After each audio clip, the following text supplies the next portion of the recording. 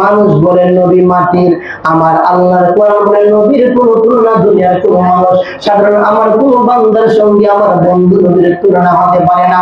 আর আমরা কিছু মানুষ সমাজের মধ্যে আমার নবীর উম্মত হওয়ার পর, আল্লাহর বান্দা হওয়ার পর, মুসলমান হওয়ার পর আমার আপনার নবীকে আমরা সাধারণ মানুষের সঙ্গে তুলনা করতে চাই। কথা বলেন ঠিক না ঠিক?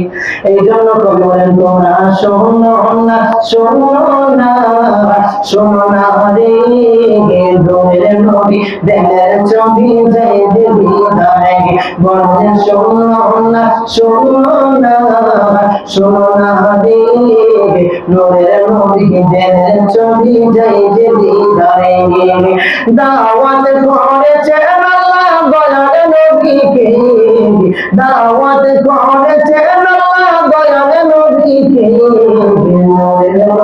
দেনের ছবি যাই দেবী ধারে তোমরা শোনো না, শোনো না, শোনো না রে মোদের নবী দেনের ছবি যাই দেবী ধারে। চিৎকার করে বলে আমরা আল্লাহু আকবার।